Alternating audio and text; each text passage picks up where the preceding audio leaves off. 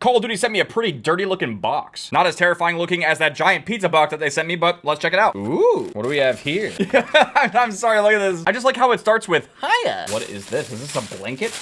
No, that's a mouse pad. Whoa, dude. Oh, that's huge. Oh, my controller.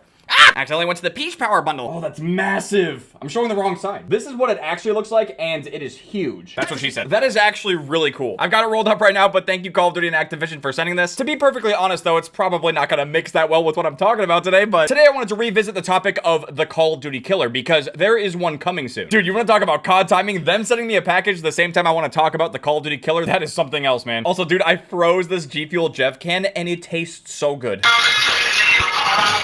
Knock it off! I had to mute him. I don't even know what that was. If you freeze your G Fuel cans for like about 30-ish minutes or so, it is so delicious. It can get a little too slushy, but when it melts, oh yeah. The discussion about a Call of Duty killer has been around in the COD community since basically forever. Even when we had really good Call of Duty games like Modern Warfare 3, Black Ops 2, I mean, there were still discussions of a Call of Duty killer. These discussions tend to happen when people are not really vibing with Call of Duty, but honestly, even back then, I don't think anyone really wanted to see Call of Duty die. I think they just want to see the game become a certain way, and I still think that holds true even in 2023. We don't want to see Call of Duty just die off. We want to see it get better. But sometimes to make that happen, the game needs competition. It can't just be on its own. Also, I'm back to shooting. I didn't want a knife. No one's even talking anyway. So the reason I'm using the phrase Call of Duty killer is because there's a beta for a game coming up soon that will 100% present some competition to Call of Duty. I've briefly talked about this game before, but it's called XDefiant. I want to say it was roughly like a year or two ago. I was actually invited to one of their insider sessions to be able to play the game and give them some feedback about the game. Now, I don't know exactly how the game's playing out now in 2023. We will be finding out pretty soon though, because the beta is going to be playable on April 13th. It's a closed beta, so you do have to go to Ubisoft's website and you have to sign up for it. I do want to try and see if I can get drops enabled so I can like stream the game on Twitch, and if you guys end up watching my stream, then you could get a drop and be able to play the XDefiant Closed Beta. I'm going to try to make that happen. I'll let you guys know. Oh my god, Requise is in here. Requise got a triple with a launcher. Requise, you man.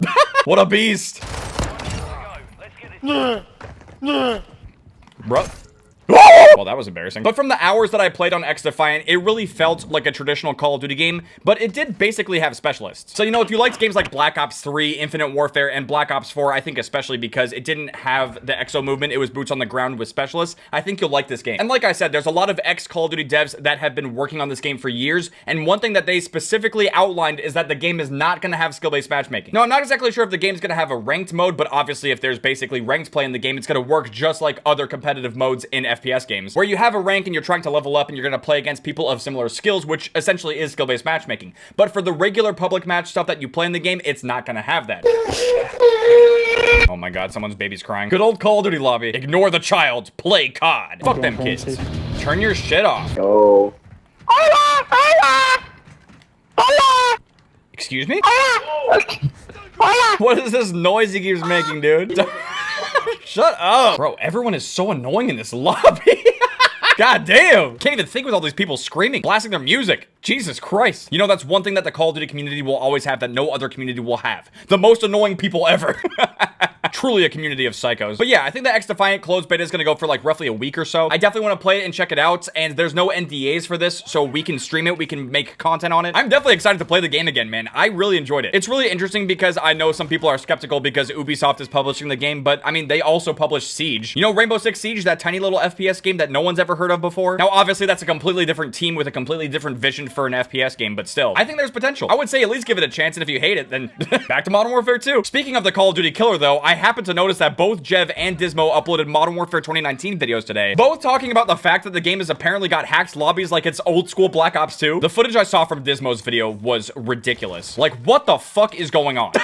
I don't know where he got the footage from, but I mean, if I can find it and show it on the screen, just look at this. I mean, honestly, it looks like a blast. I recently made my video Black Ops 2 11 years later, and you can't even find fun hacked lobbies like that. Nothing but douchebags cheating on that game, man. Meanwhile, on Modern Warfare 2019, they've got the old school fun, like parkour lobbies and stuff, doing all kinds of shit, like changing people into cruise missiles and predator missiles and stuff. I don't even know how to describe it. Like, whatever this was, it was insane. Although it seems like from watching Jev's video, it doesn't seem like these lobbies are going to be as common. Like, they look like a lot of fun, they look awesome, but I don't think they're actually going to happen that often. Bro, they're trying to get us from the inside. Holy shit-a-moly. This shotgun blows! I just thought it'd be funny to bring up because it's 2023 and these games are still getting hacked just like it's 2012. On a Call of Duty game that has Ricochet anti-cheat enabled. Like, what is happening? Firstly, how are these lobbies even possible on Modern Warfare 2019? And second, how can we bring them to this game? Because that shit looks like a lot of fun. I want that, but on this game. But speaking of Modern Warfare 22, we are getting very close to Season 3 for this game. At the time of recording this video, we got some updates on DMZ, which, I mean, I don't really care that much about, so I'm not going to talk about it. I think the most info we got is about Warzone 2 and the fact that there will be one-shot snipers coming back to the game. It's definitely good news, but I don't feel like I'm as hyped about it because this is how the game should have been in the first place. We're slowly creeping back to getting the game the way it was in Modern Warfare 2019 and like Warzone 1. Oh my goodness, the hip fire, bro. Nasty.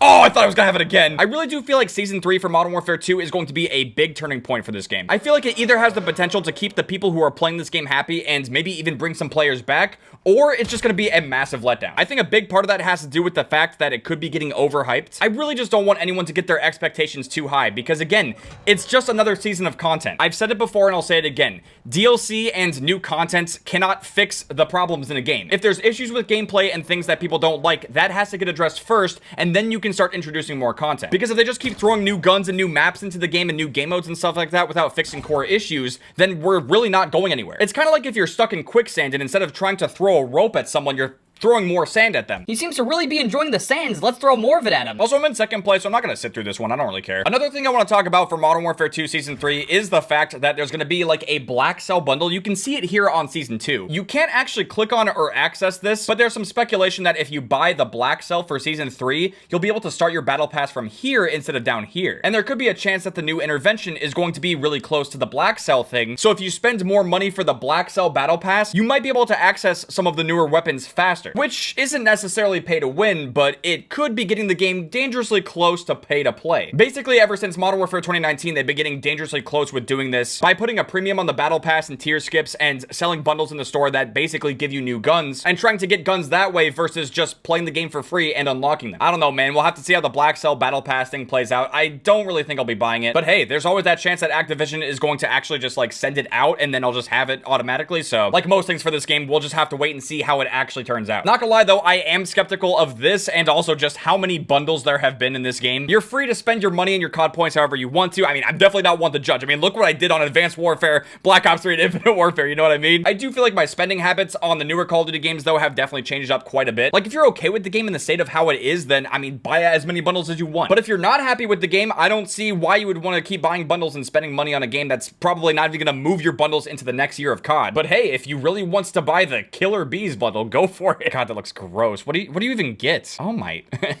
This is all you get? This is almost $20, bro. That's a sick looking Hummer EV. The Call of Duty Hummer EV, now with bees. Bees nuts, got him. I mean, peach power.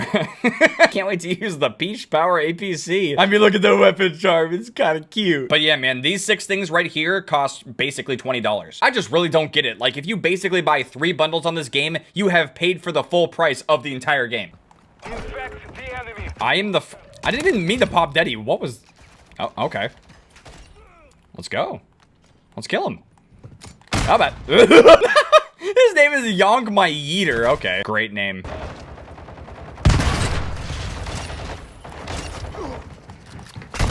No! I had him. There we go. No!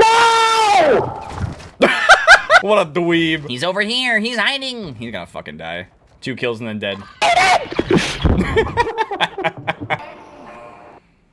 Nice kill cam. I think it's so funny that kill cams and plays still don't work in this game. After countless years of having broken plays and broken kill cams, it has still not been fixed. This is what I'm saying, man. It's like trying to build a house on top of a cliff that is falling apart. Yo, wait. One in the chamber on shipment? This is either gonna be really good or terrible. Why did it put me here? This is like the worst spot.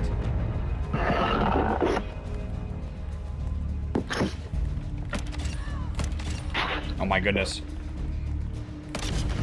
Oh. Oh! Dude, I had a good start. Keep it up.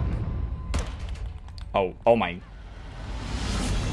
Bro, I got you got nothing. Nothing! Oh my. Whew. He's camping. Oh. Oh, they're all leaving. I got a crazy lead. Even if I get like no more kills, I'll still win. Oh. I see you. Oh, it is so over. Oh my goodness, it's just gonna keep going. They keep joining. What the? Bro. Uh-oh.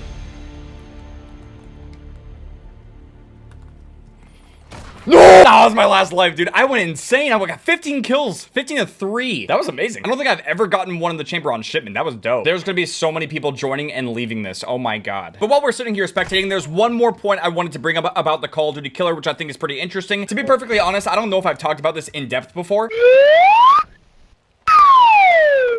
Who's playing a slide whistle? What? Oh my god, what is Call of Duty today, dude? It's hilarious. But anyway, you guys might have heard some news about the fact that Activision was potentially going to be suing some of the Fortnite mappers for creating Call of Duty content in Fortnite with the whole Unreal Engine update that came to the game. But obviously when that news came out, a lot of people were upset and they thought that Activision was salty because Fortnite was potentially going to be poaching COD players and playing Call of Duty stuff on Fortnite instead of on Call of Duty. And while we might not necessarily agree with that, there is a differentiating factor between that and like the modded clients like XLabs and Plutonium, where people who make the maps on Fortnite and stuff like that, those different experiences, they have a chance to make money. So they could actually create Call of Duty content in Fortnite and make a profit off of it. And even with that information, I know there's people who are gonna still say, well, who cares? They should still be able to steal the content and make money off of it. Woo! Now, personally, I never got to play any of those Call of Duty experiences on Fortnite, so, I mean, I feel like overall I'm kind of impartial on this whole entire topic, but I do think it's worth mentioning that if you're playing something that's like Call of Duty related, but it's not on a COD game, that's not really good for Call of Duty. You know what I mean? Like, if you go to play a Call of Duty Fortnite experience instead of COD itself, that's not really doing anything helpful for Call of Duty at all. I guess the same could be said for XLabs and Plutonium,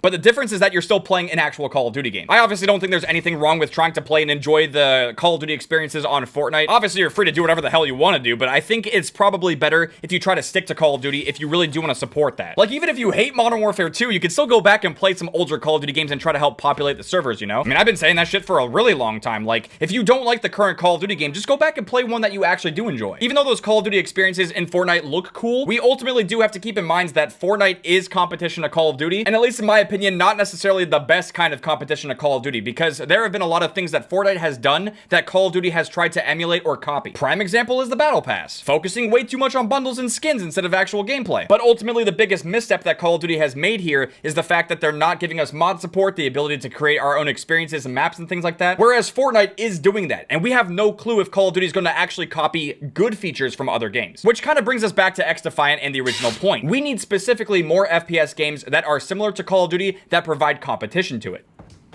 How come people never change the batteries on their fucking smoke detectors? If this guy has a fire happen in his house, he's dead. He's done. Every so often you can hear the alarm go off.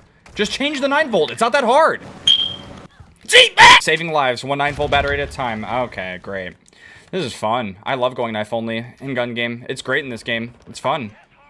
Love starting with an assault rifle that I move fucking 2 miles per hour with! Yay, a knife kill. It's my 3rd kill of the game. Woohoo. In the corner, what a surprise.